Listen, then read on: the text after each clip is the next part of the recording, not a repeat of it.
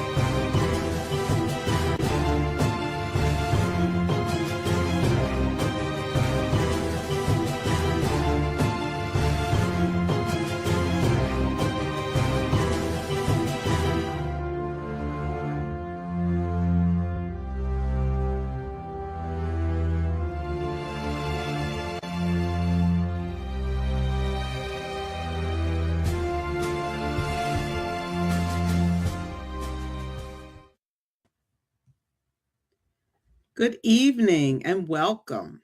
I am Tisha Middlebrooks, and I serve as the first vice president of the powerful Pi Mu Omega chapter of Alpha Kappa Alpha Sorority Incorporated.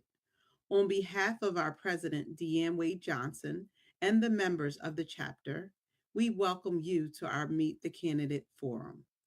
This evening, we remind you that your voice matters and your vote matters. Tonight, we are proud to provide a platform where you can hear directly from the candidates and ask the questions that will help you make an informed decision where you cast your vote on June 2nd. As members of Alpha Kappa Alpha Sorority Incorporated, the Pi Mu Omega chapter, we remain firmly nonpartisan. Our purpose is not to endorse candidates, but to educate, empower, and encourage informed civic engagement within our community. This forum reflects the mission by providing you with the information you need to participate fully in the democratic process. Please remember that early voting is currently underway. Be sure to check your designated polling location before heading out. If you're a resident of Willingboro, note that some polling sites have recently changed, so verify your location before you venture out. We are honored to have Tammy Pollard leading this evening's discussion. Tammy, welcome, and I turn this evening's discussion over to you. Thank you, Vice President Tisha, and thank you to the listening audience. Good evening and welcome to our 2026 primary candidate panel discussion. For the next 45 minutes, we will focus on topics at the federal and the local levels. I will pose questions, a variety of them, to each of the candidates. However, given the timeline, they will only have approximately 2 minutes to respond. I am going to ask our listening audience to please submit any questions that they may have by chat, and we will get to those questions as quickly as possible. So let's go ahead and meet our candidates. Let's welcome our 2026 candidates. Today we have Michael Missouri, who is the independent U.S. State Senate American Supreme Order. Damon Galdo, who is the Republican U.S. House of Representative candidate, Herb Conaway, Democrat incumbent U.S. House of Representatives, Randy Brolo, Democrat, Burlington County Board of Commissioners, Jonathan Chapray, Democrat, Burlington County Board of Commissioners, and Brian Carlin, Democrat, Burlington County Surrogates. Welcome and thank you for joining us tonight. We're going to go ahead and jump right into this discussion, and we're going to lead off with Damon. And my first question goes to you, and it is on economic stability. Working families across New Jersey are facing the pressures of inflation, rising housing costs, and shifting job markets. What federal policies will you champion to lower the cost of living and support sustainable economic growth? Thank you for the question, and we should call this show outnumbered because I'm the only Republican. It's all Democrats. But that's fine. I love to speak Democrats. They don't come on my show, but affordability is the biggest issue that's facing working families right now. I mean, I'm a construction worker. I'm a superintendent. I build commercial buildings. I feel it just like everybody else does. I mean, I say it all the time on my podcast. I'm like, I actually struggle to pay my mortgage. I work my butt off for it, and I know people are feeling it. So at the federal level, I support policies that reduce, inflationary spending, strengthen domestic energy production. I think that's really important, and encourage American manufacturing, bring businesses back here to the United States. That's an important thing. And also, I would encourage getting. We don't have a lot of vocational schools either anymore, and getting kids that are outside. The way I see it with economic stability, college. I'm not calling it a scam. College is very important for people, but colleges they offer classes that are BS pretty much, and they get kids to come and they charge a lot of money for it. And there's nothing they can do afterwards because they're not going to make any money for that, whatever they chose. I mean, I'm saying if you go for doctor, lawyer, important things like that, or an engineer. But I'll say this real quick. My buddy always says it, and this is kind of a joke. He says, "Oh, you go to college for underwater basket weaving." He said, "And you can't get a job afterwards." And I see that with a lot of young people that they can't afford to buy a home, that they can't afford it.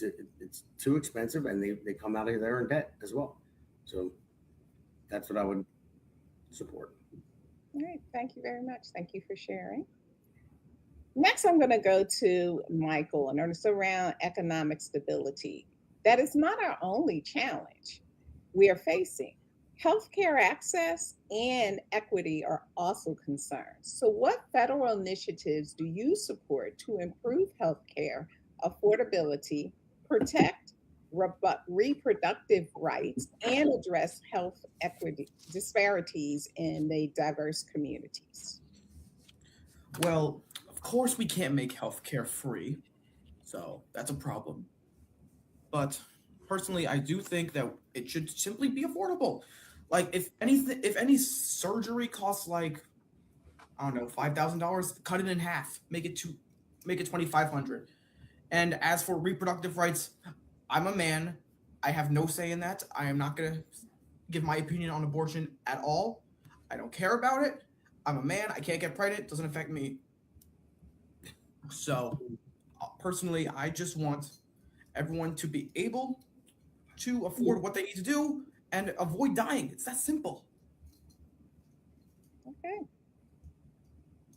So I'm going to go to Congressman Conaway. So, Congressman, are you on the line?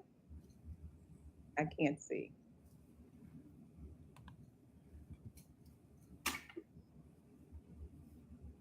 All right, I'm going to move past that question. So I'm going to throw out a question. This is going back at Michael and Damon. How do you plan to collaborate with both the county and municipal leaders to ensure federal legislation legislation directly addresses local needs like education, funding, public safety, and infrastructure? So who's going first on this one? Let's start with Michael. Well, personally, I don't live in Burlington County, so they don't know who I am yet. This is my first ever debate. So first of all, I thank you guys for letting me have my voice today, because I couldn't get anyone to show who I am. This is the first time. No one's ever seen me before. And so about education, obviously everyone deserves a basic right to education, and if someone can't get it, we're gonna get them that. It's simple. Okay. Damon, what's your take on it? Well, I would say, like I said, I'm in construction. One thing I learned that construction teaches you that you very quickly, nothing gets done or accomplished without teamwork. So even on the federal level, I have to work with county officials, state officials as well. Things that I don't even have that I have nothing to do with, but I need to work with them. I need to help them because I look at it bottom up too. So I'm working with a lot of candidates right now that are running for commissioner, running for mayor. So I need to work with them because if they get elected, more chance I get elected. If I get elected, more chance they get elected. So it's all about teamwork, and we can't have a divide. It doesn't matter about the party, really. It doesn't. It matters about the person. It matters about what you're going to do. And if people don't work together, and that's I see a lot in the United States right now. It doesn't matter if it's New Jersey or any other state. I see a lot of division, and people don't have a conversation with each other. They don't talk, and that's the most important thing. Is you need to. It doesn't matter if you're Republican or Democrat or Independent. If you're representing everybody, and you have to talk to everyone and everyone that represents them on a lower level as well. Okay. All right. I'm going to jump back over to you, Michael, for one moment. I know you said that you don't live in Burlington County, and that's perfectly fine for what you're running for. But can you talk to us a little bit about it from the perspective of what would you do in order to support education needs and funding and public safety in the counties where you will be serving?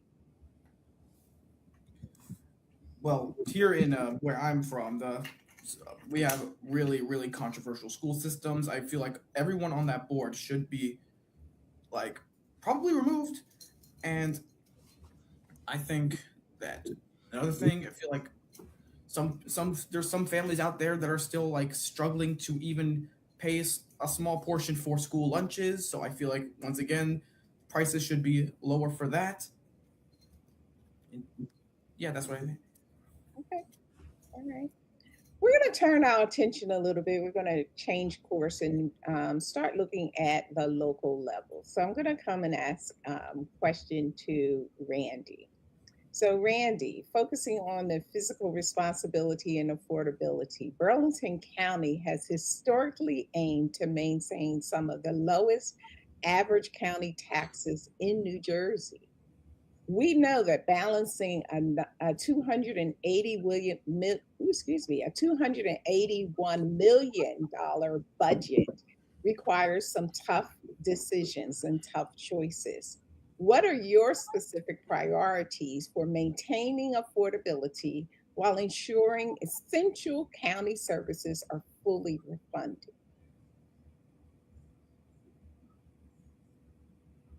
I lost you for a little bit, and I want to apologize. I had to pick my daughter up from dance, and she asked for ice cream, so that's where I'm taking her. So I apologize. The last portion of the question, can you repeat that? I'm sorry. I apologize. Absolutely, no problem. The question is, what are the specific priorities for maintaining affordability and ensuring essential county services are fully funded? So we hire the best professionals, and we leave it up to the professionals. Listen, I'm not an accountant, but I do go over the budget with a fine-tooth comb, along with 4 other of my colleagues, and we ask a lot of questions But we really rely on our professionals, because the professionals are which really helps us run the county and keep taxes low.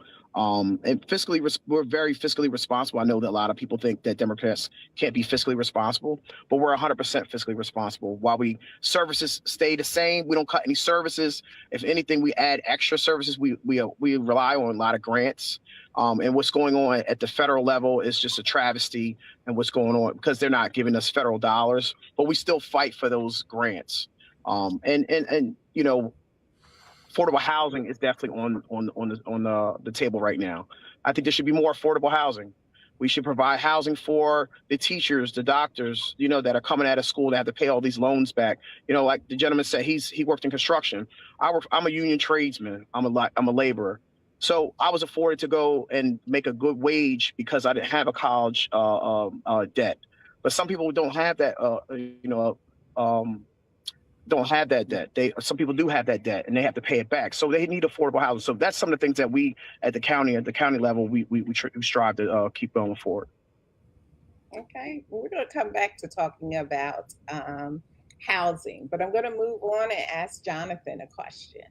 So Jonathan, can you tell us about your plan for economic development and local businesses? We know that new legislation aims to bring urban enterprise zone benefits and reduce sales tax incentive into areas like Burlington City to combat local poverty and to spark growth.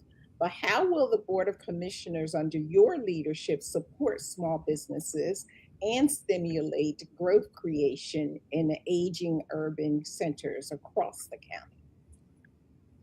Thank you so much for that question, Tammy. Hopefully you guys can hear me okay.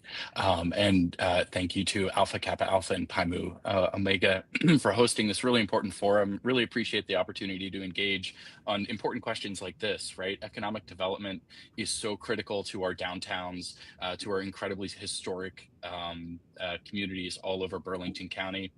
I want to thank Senator Singleton, who's championed that legislation on behalf of Burlington City to create a new economic development zone, a new UEZ here in Burlington County. I think that's one piece of it, right?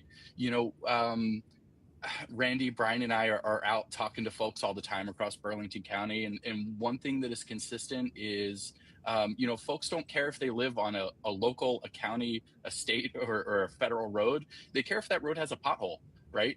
And so it really takes all of us together, working with our federal partners, our state partners, with our local folks to develop and maintain our historic downtowns. And let's be real, our small businesses are the lifeblood of our economies. So we all need to be working together to ensure that those small businesses are sustained, that our communities are invested in, and that we continue to have a vibrant place to live and to work here in Burlington County. So Brian, what is your take on the same question? Can you elaborate a little bit further? I served as a councilman and mayor in my prior life, 5 years on council, 11 years on mayor. But my position today is kind of is judicial. So I really am not comfortable saying I can give you answers or that I can affect those changes, because it's not the nature of my position. You know, I know the efforts that go into building businesses coming into communities, and that a partnership between private businesses, private entities, the county and the municipalities is critical to making that a success. And that's the best answer I'm going to be able to give you, Ms. Pollard. Thank you so much. And I'm going to come over to you, Randy, and I'm going to ask you the same question. What are your thoughts around the economic development and local businesses? So I'm going to echo my colleagues or my running mates' sentiments. Small businesses are the lifeline or the bloodline of our county. We partner with the Burlington County Chamber of Commerce. They're able to come out and do ribbon cuttings and promote the business. We do it through our social media page. You know, the UEZ zone that's going to be happening in Burlington City is going to be a game changer. It happened, you know, it sparked We did it in, I think, in Mount Holly in LD 8 years ago, and it sparked growth. Now, our downtown in Mount Holly looks totally different than it did before it became a U-Easy loan. So I think, I'd like to thank Senator Singleton as well for pushing that legislation. Okay, thank you. So Brian, I'm coming back over to you. Okay. I would like to hear your take on digital modernization and remote services. I know that you are running for the Burlington County Surrogate, and in recent years, modernizing court filings and record keeping has become essential for efficiency.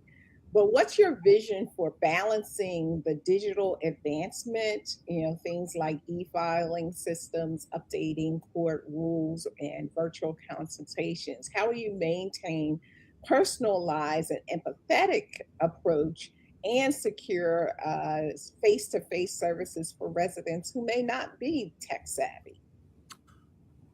Thank you. First off, thank you to Alpha Kappa, Alpha Sorority, and the Pi Mu Omega chapter for the invitation to be here. Digital modernization and remote services, tend to increase efficiency, but they do so at the expense of that personal touch. And the surrogate's office is one where people come to us where they're vulnerable. They're kind of thrust into situations where they have never been before. They hear terms like executorships or renunciations, things like that. So that personal touch is critical. And as somebody who represented people and who've come in my private practice doing estate work for 40 years, I know that personal touch is something that is critical in the surrogate's office. I see it over the past 4 years. I've been serving as the surrogate. That personal touch, that feeling of, and we our motto is empathy, dignity, and respect. And so, we live by that in that office, and we've been very effective in doing so. But I guess having that background, I would say that in balancing the benefits of digital modernization and remote services, my default is always going to be erring on the side of providing personalized services, because frankly, that's the lifeblood of doing it. Yes, we have a legal responsibility. Yes, we're going through a legal process, but we also have to be sensitive to people who have never gone through the process before. We deal with the gentleman who's buried his wife, and when you say, "Hey, how are you doing?" He'll tell you, "Hey," and I had a client do this. I just wanted to jump right on top of that casket when we put her to rest, because they're lost. And so digital and digitalization and remote services are wonderful, but I think it has to be measured. I sit on various committees with the surrogates and the judiciary, where I have the opportunity to express my feelings or give some input as to how to implement it. We're talking about going to e-filings through the e-court system, but there are many stakeholders who are involved, and that communication and being able to get on the ground floor of that in the early part at least gets to have my background experience and my tendency towards the personalization to try to maintain that as we start to implement those type of things. Okay, thank you. All right, I'm coming back to Jonathan and to Randy. The county has recently made significant investments in social services, including mobile medical units and the development of a permanent emergency shelter that's on Wood Lane Road. What is your vision for expanding or refining mental health outreach and support systems for youth, families, and individuals re-entering the community? Let's start with Jonathan. Thank you so much for that question. This is an area of personal passion for me. I spent the last several years having the great fortune of working at the state and serving in a statewide capacity around mental health, substance use, and addiction issues, as well as social safety net issues. So this is an area of deep passion in making sure that we deliver services with compassion and with excellence. And a lot of services for Burlington County residents are delivered at the county level. And as Tammy, as you rightly pointed out, this County Commissioners Board has made some significant investments around mental health and expanding services, making those investments. But there's so much more that can be done. And I look forward to working with the Board of Commissioners on that. I will say specifically on mental health, there's a few things statewide and locally that have been really incredible advances recently. If anyone's not aware, there's a new 3-digit number to dial for anyone who's in crisis. It's 988. And this is moving away from this is moving toward a more comprehensive setting and system of care in response to mental health crisis. So just a public service announcement for anyone who may have a loved one in a mental health crisis. Expanding availability to naloxone, and the Board of Commissioners have taken settlement dollars that have been hard fought and won from opioid manufacturers who have perpetuated addiction crisis across the nation, and they've reinvested that into the community and into combating addiction. So I'm so proud of what's already been accomplished here in Burlington County, and looking forward to bringing my skills to moving that forward. And Randy, my running mate is an expert on this subject. So I will say, when I was my tenure as vice chair as Board of Social Services, we streamlined how people get help. Right, it's more so of like the DMV. You have almost like offices where they can come in, they sit down, they grab a number, and then they're all in the same room and they're not running around the whole building. So streamlining those services and streamlining those way people get help, that's what I would be, pushing forward. So we need to keep moving forward and helping out people that have these situations, because everyone knows someone that's been affected by mental health, right? I'm sure one of us on this call has a family member that might have committed suicide or had drug addiction. And reaching out to the community. We're always in the community. I actually was at an event today where I'm always going to be in the community and be supporting some of our efforts to help people out and about. So we do have a question from our listening audience, and this goes out to any of the candidates, anyone that wants to answer this. What is your stance on mental health services and supporting people who are unhoused?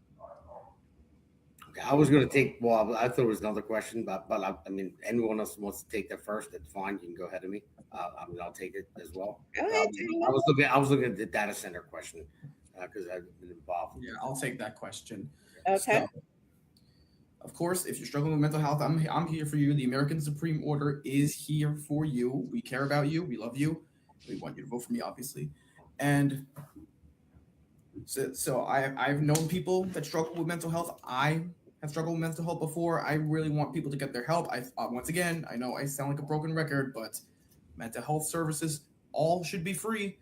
And the second question, supporting people who are unhoused. I know some people are not going to like what I'm about to say, but I believe that there's a group of people that should get priority to get a home first, and that is our veterans. It's absolutely ridiculous that some veterans are still on the streets. In my town right now, they're building a veterans village from tunnels to towers. I love that organization so much. I think everyone should support that organization, and we should get every single homeless veteran off the street and into an affordable home. And Ms. Pollard, I would defer to my two commissioner candidates for the most part, but in terms of the surrogate's office, the fastest growing area we have of work is in the area of guardianships, both for young people turning the age of 18, people who have, have disabilities over the course of time. Obviously, mental health is a big component of that. There are systems in place. The Burlington County Board of Social Services, the Office of Aging are very proactive in getting applications for guardianships, more importantly, temporary guardianships, to take care of those individuals who are unhoused or vulnerable because of their conditions and a danger to themselves and maybe others, or to become victims of designing people. There's a policy in my office that when those type of cases, along with hospital cases where somebody's in a hospital and using a hospital bed, and they're asking to have a guardian appointed to be able to get them moved on, they've peaked, they've plateaued with their treatment, and get them into a facility where their concerns can be addressed. We always prioritize them in how we push them through the system. But but it is certainly something that I see in my office, and I know, just that the response from the county and how the Office of Aging and the Board of Social Services are responding to those concerns. Obviously, that's a small portion of it, and there are other parts of the government that can provide assistance. And as I said, I defer to John and Randy on them as far as those things are concerned. If you guys want to go, I'll go last. I want to touch on this as well, and then go into another thing. So I feel like I addressed some of this, so I'll be very brief to just say, when we are putting money into mental health treatment, into prevention, and into making people more productive versions of themselves, this benefits not just that individual, but their family. This benefits their community. This benefits society. This is money that is incredibly well spent, not just from a moral perspective, but also from an economic perspective, from a societal perspective, and I think that this is an area where we can continue to make really smart and strategic investments that will pay dividends. Randy or Damon? Okay, I'll go. So mental health and all this, it is very important to me.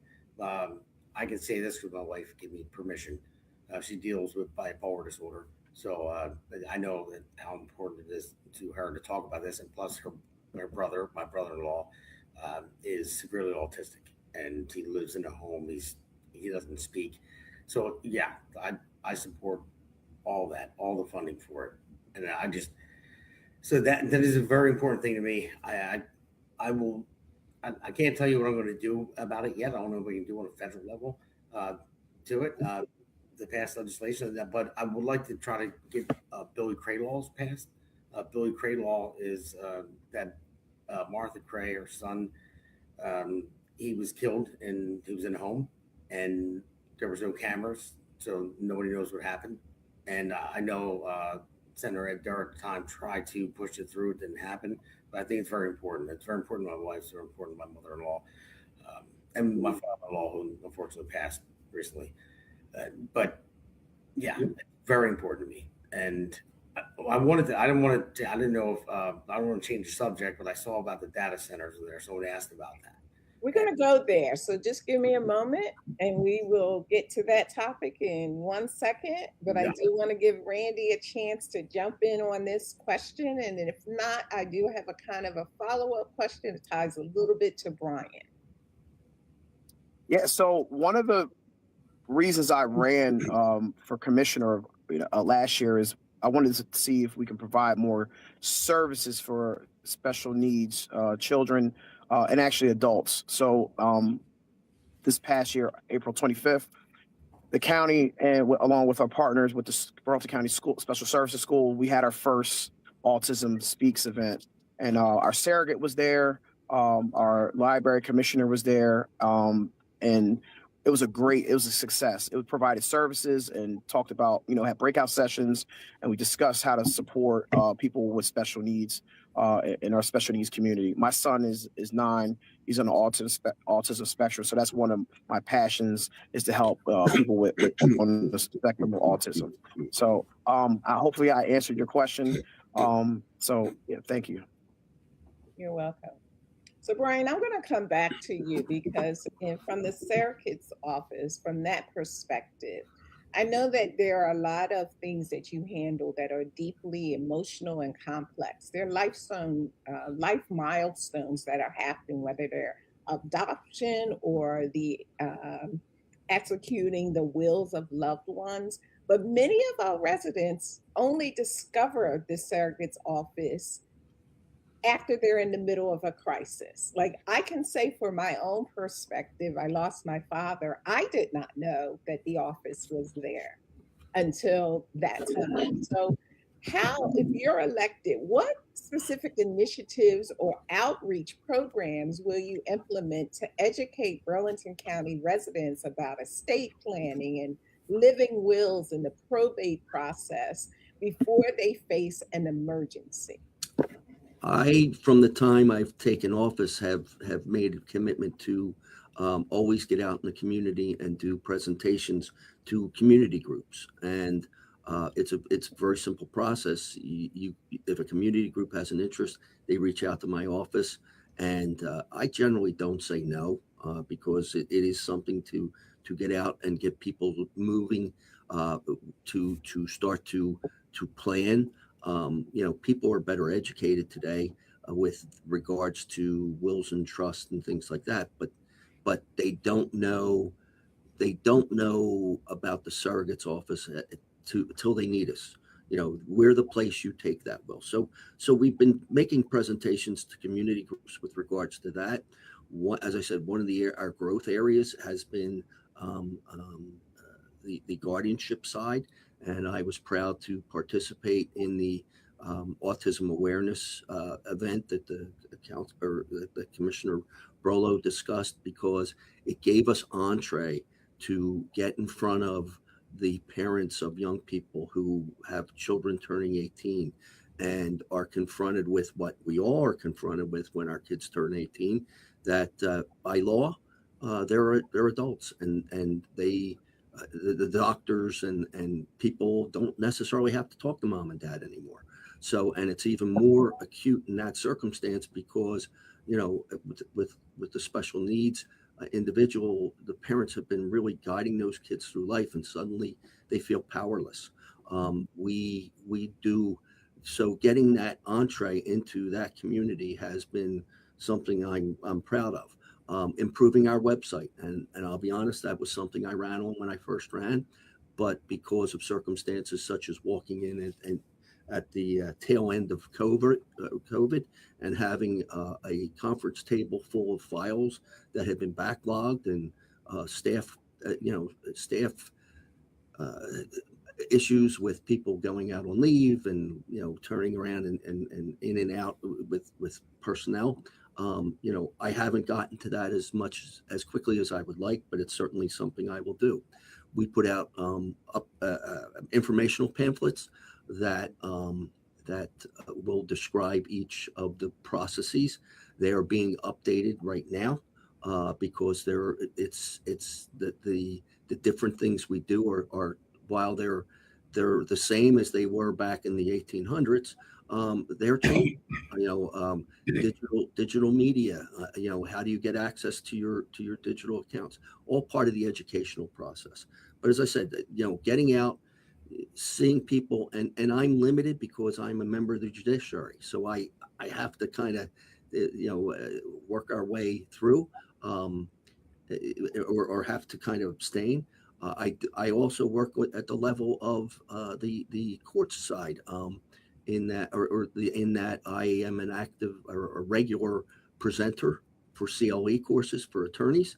I participated in a guardianship. I have now participated 3 times in a guardianship program for South Jersey Legal Services that recruits attorneys to help represent people who are going through guardianship. So, and And the last thing is trying to, and we're very vigilant when people come in, particularly pro se's for guardianships, to point them towards the resources that are available through the e-courts system.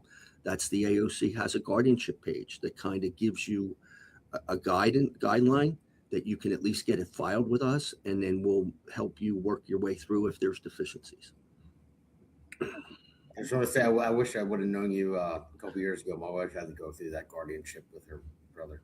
And you have my sympathy about that, but you did the right thing to help protect her interest. All right, so let's jump into the question from the audience. There's a concern about data centers. We hear a lot about the data centers and the number of data centers that are popping up all across the country and their safety. Tell me, from your perspective, how would you address the growing number of data centers in communities, specifically in communities that are already having their own issues? How do you address that, and how would you go about it? Let's start with Damon. Thank you for that question. I was kind of chomping at the bit about that one because I went to a bunch of planning meetings in Monroe Township, and they're trying to build a data center there. I know they just built one in Vineland. I gotta say, first off, the data centers, they're necessary. AI is the future, and we have to beat China out of it and all that. So we're not stopping it, but we have to stop it where these centers are going to go. I mean, in Monroe Township, they're planning to put it in the Pinelands. And when I went to the planning meeting, I looked at the drawings, and they said that they're not going to take from well water but it was a lie. They want to take the well water because it's at 50 degrees when they pull it out, and they don't have to pay for a cooling system because they have to cool down the units. So you don't put it in a protected area like the Pinelands. I know they have to happen, they are the future, but there's a lot of farms in Monroe Township. So it's called coning. If you draw all that well water out, then the farms rely on it. It'll drop the aquifer down lower, and it will shift where wells are as well. So I'm for them, but because I know it's the future, but they can't put them in certain areas, and it's $1 trillion industry. So I'm sorry, pay for a cooling system, take domestic water, so that's what it is. So, that's why I wanted to talk about this, because it's very important with a lot of people that live in Monroe Township, and I know a lot of people in Vineland as well. They are upset with the one that they put there. It just be responsible with it, because you look at the NVIDIA and all these different big stocks and companies that make all the microchips and all that stuff. They're making tons of money, and that's fine. I'm good with capitalism. I absolutely am. But you're not going to throw a data center in the Pinelands that's protected. You can't even cut a tree down in the Pinelands. But now they're saying, okay, we're going to throw a data center there and knock down all these trees, and then guess what? We're going to take all the well water and suck it all up and hurt all the people that have farms. I mean, that's a very important thing to me, and it's important to a lot of people that I know, whether Republican, Democrat, Independent, people just live there. It's an important thing to them. So that's why I wanted to touch on that. Thank you. Anyone else want to share their thoughts around the data centers and how they would protect the different counties from data centers coming in where they should not be? Oh, you all got shy on me. Well, I'll say, Randy, I am muted. I will say a few things. Partnerships with the developers and ensuring that they're going to build responsibly. We cannot have a developer coming from Arkansas coming up here and not respecting the laws of New Jersey, right? And how we keep our drinking water clean, how we keep our environment clean. We have to have these nice partnerships with these developers, because like the gentleman said, this is the future. And if a town that's going near bankrupt and they want to put a data center there and they're going to add $4 billion to their GDP. So we have to, have partnerships, and it can help out, balance budgets. Maybe that town needs a new fire truck. Guess what? Now they're going to get a fire truck because they have a data center because it's going to be paying there. And it's going to be good construction jobs. And it's also going to be jobs available for after they're built. So you have to have the balance. And that's what good government's all about. Okay. We're using a data center right now as we're having this meeting. Let's believe it or not. So exactly. I want to build it myself. I'm a union carpenter, superintendent. I want to build it, but I just don't want to build it in that area where it's going to hurt people. So I will just tag onto that and just say, agree with Randy, right? This is all about smart growth and being really intentional and having community input, right? And as Damon pointed out, right, the impact of our resources and the resources that a data center could consume, and what we've seen in other places goes far beyond the immediate community. So we need to be really smart about the regional planning here.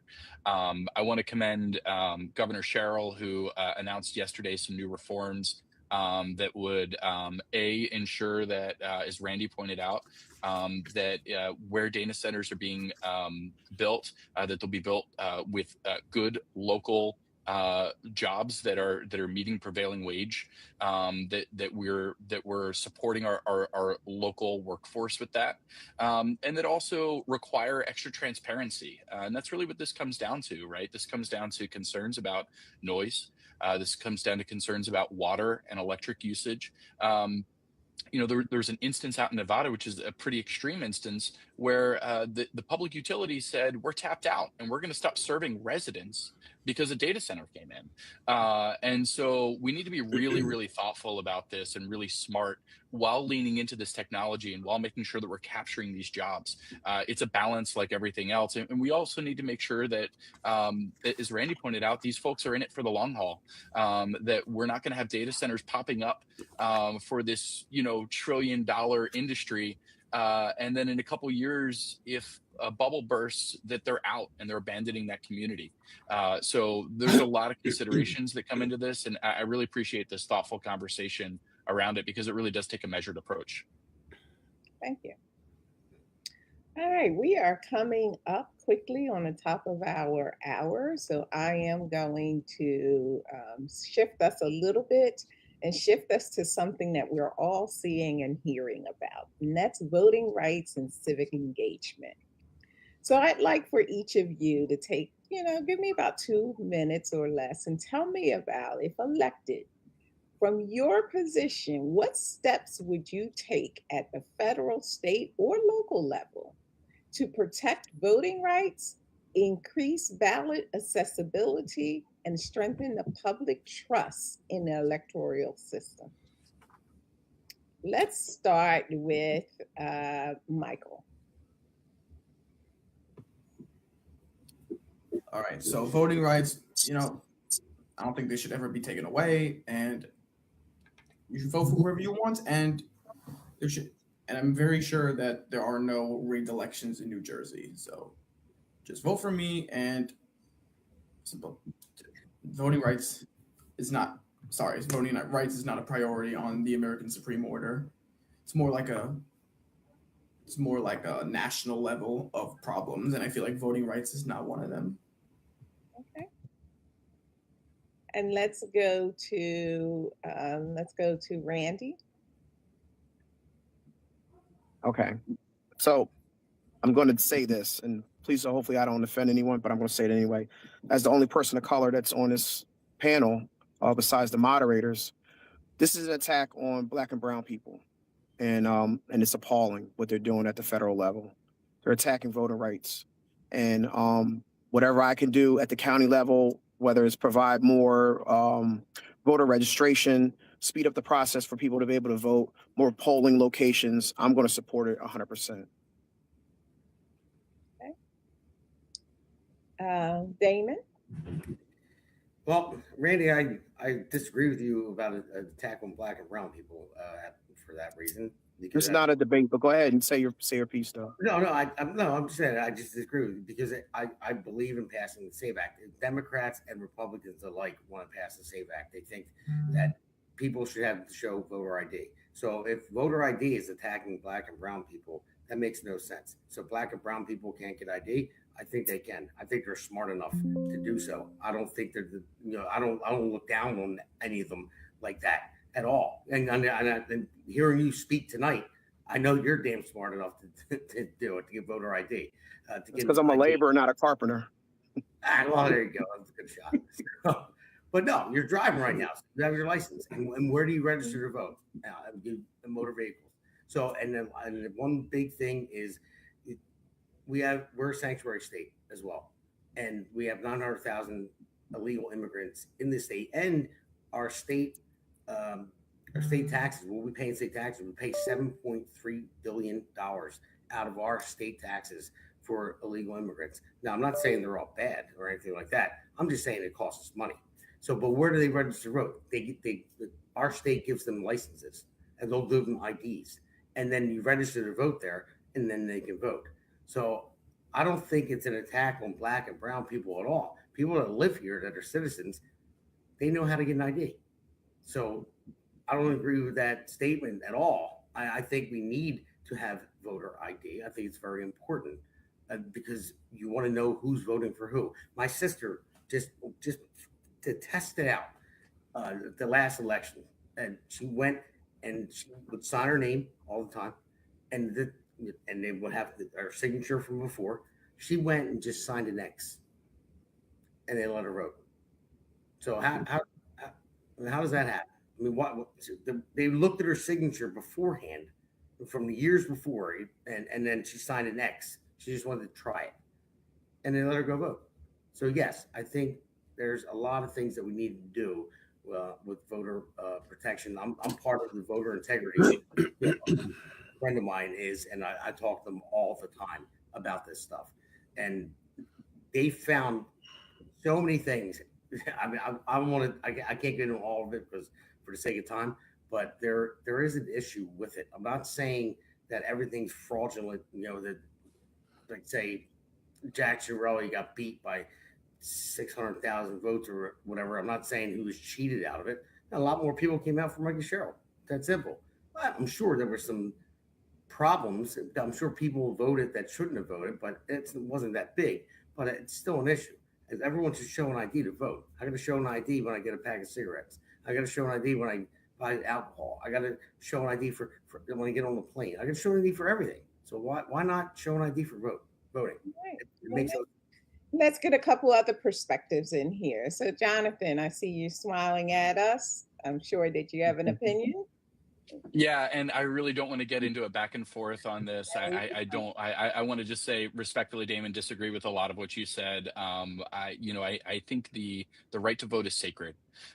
It's sacred in our democracy. Participation is critical. Whether it's and thanks to everyone who's listening tonight, participating in forums like this. I will also say I appreciate Republicans, Democrats, Independents on this forum tonight. There's a lot that we agreed on mental health and on critical access to programs. So I appreciate that.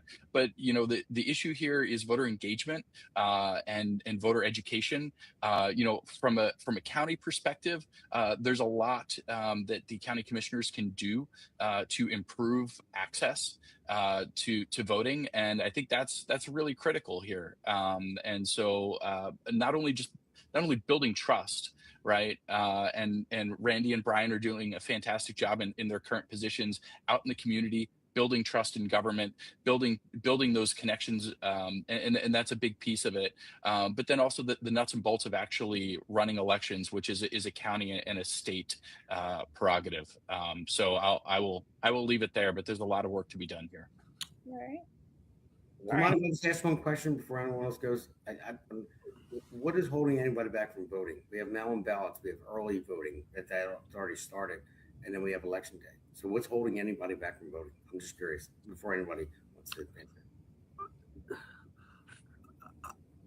I would suggest that that's a conversation, not necessarily for this type of forum, that you can have with my colleagues.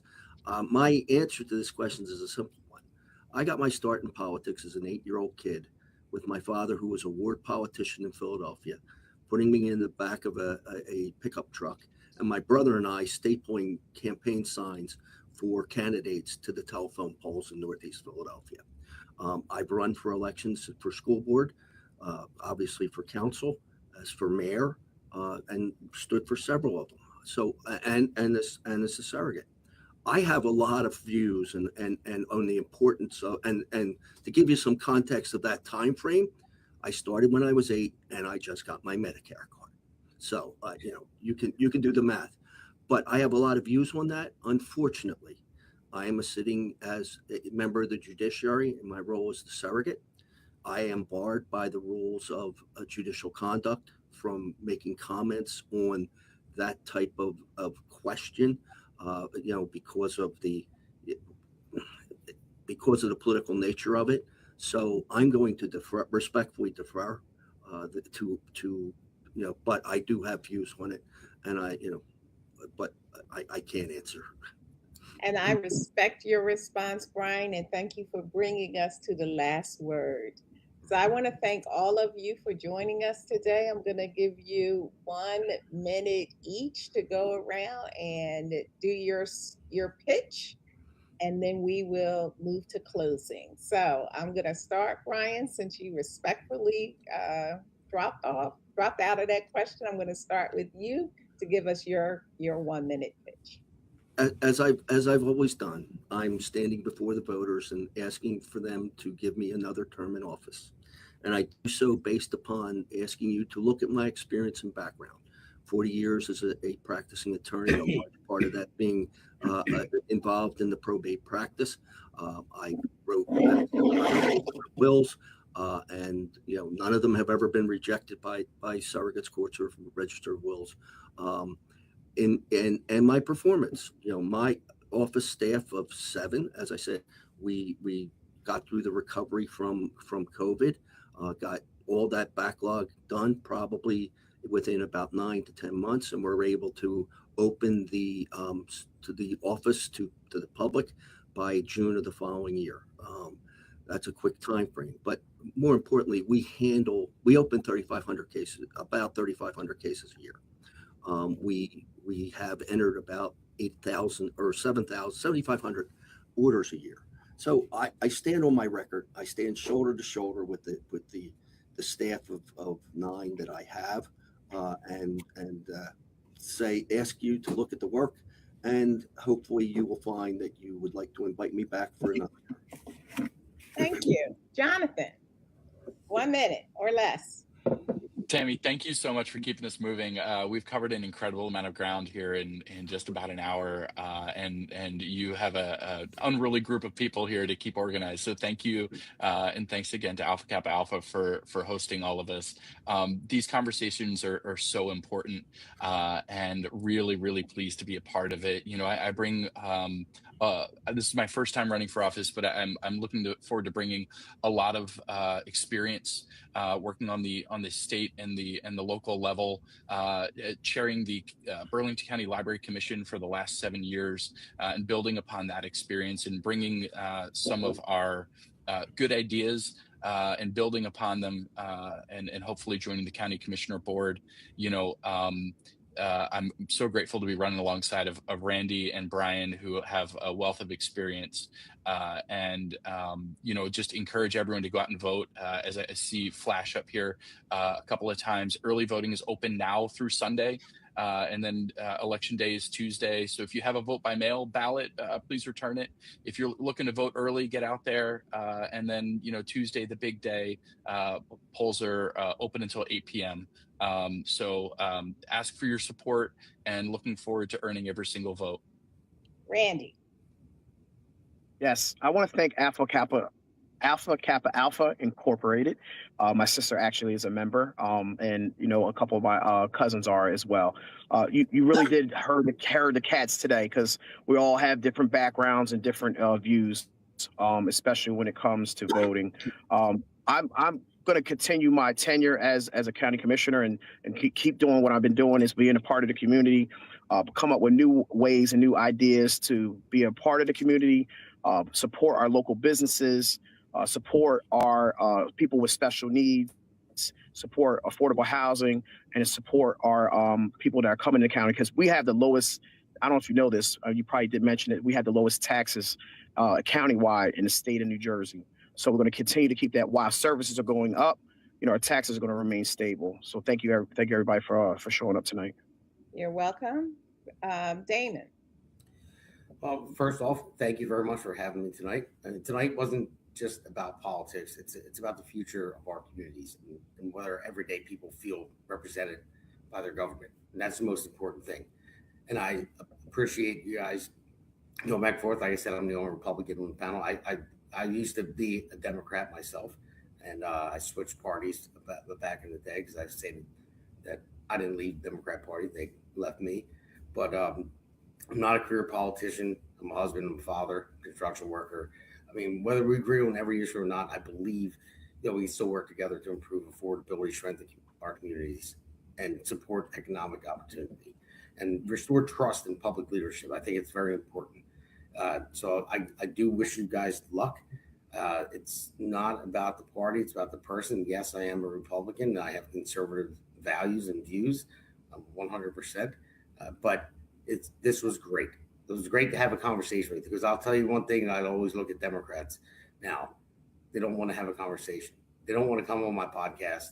I have the America's Post Network's Jersey Shore podcast, and I ask Democrats to come on all the time, and they won't have the conversation, but you guys did.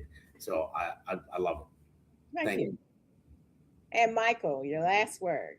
I want to say thank you for having the opportunity to speak for the very first time today. And I know there's a lot of senators out there that are just dirty, money-hungry liars. But if you elect me as senator on day one, I will make sure that all murderers, rapists, and pedophiles get the death penalty. I will make sure that every school is safe and secure. We are going to end the school shooting epidemic. I'm going to call out all the big retail stores and make sure that they lower their prices, or else we're going to switch to local small businesses and remind all Americans that Christ is King. And I want all of you, all of my viewers that are watching this, to send this live stream to all the major news outlets, Fox News, CNN, NBC, everyone, and let them know the American Supreme Order has arrived. Thank you all for joining us today, and I am going to turn this back over to Vice President Tisha Middlebrooks, but I want to thank you and thank our listening audience for the questions that they provided to us.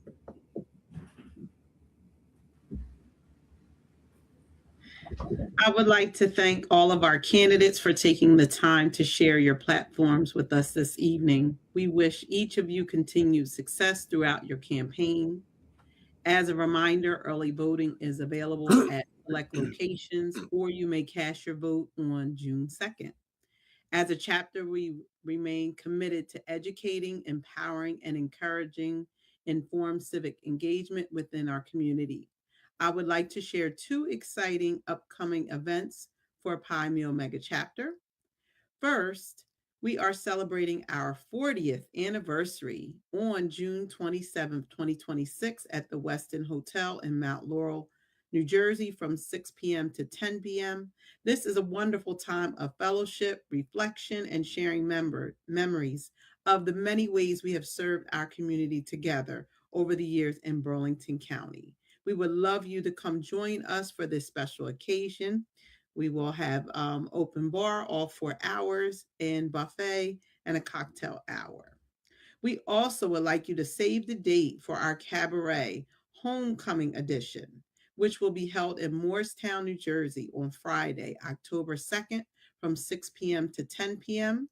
We invite everyone who enjoys music, dancing, and fellowship with family and friends to come out and support this exciting fundraiser. Proceeds will help support our chapter programs and scholarships.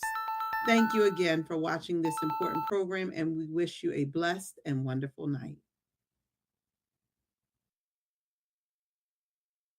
Yeah. This one's for New Jersey. For every working family that's had enough. Name's Damon Galdo. And I'm just getting started.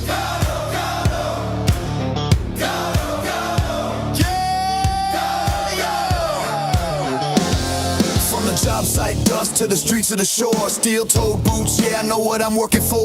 Middle class hurting, every bill going up. While suits in DC say, man, just trust us. I'm a builder by trade, put my sweat in the ground. Now I'm building up hope for my hometown. Jersey's my home, blue collar sold. I don't make excuses, I get it done, that's all I know. I felt the pressure, I've lived that grind, trying to give your kids a better life. I won't forget where I came from, man, cause I'm built by work, built by hands. I'm built by working hands, fighting for working families.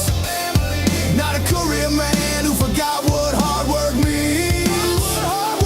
They talk real big, but nothing ever changes. While Jersey keeps drowning in the same old pain, I'll build a future strong for our kids in this land. I'm Damon Galdo, built by working hands. Yeah. Donald Norcross been there year after year. Same old story while the struggle's still here. Claims he's for workers, but look around town. Rent sky high, grocery bills breaking us down. Where's the relief for the middle class grind? Cause all I see is folks falling behind. I ain't got decades in some DC chair. I got skin in the game, cause my family's here.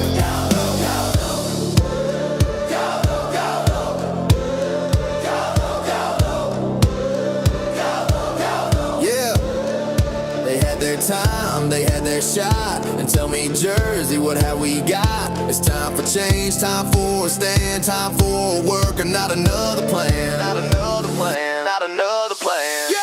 I'm built by working hands, fighting for working families. Not some suit who sold you fantasy. We waited long enough, it's time to demand a future built by honest hands for Jersey strong, for this great land. I'm Damon Galdo, built by working hands. Yeah, this ain't left, this ain't right. This is fight for what's right. For every mom working double shifts, every dad praying they don't miss. I'm running for my kids, running for yours, for a state that deserves so much more. Not talk, that's the plan. Let's build it back with a working man. For our children's dreams, for a better way. I'll fight for Jersey every day. No empty words, I'll take the stand. Cause I'm built by work, built by. Yeah, I'm built by working hands, fighting for working families. While the old guard keeps playing the same old game. But we're done with waiting, done with excuses. It's time for a man who knows how to do this. I'll build a future strong for our kids in this land. I'm Damon Galdo, built by working hands. New Jersey 1st District. If you're tired of the talk and ready for work, walk with me. Galdo, Galdo. Galdo, Galdo. Galdo, Galdo. Make the crowd chant with no music.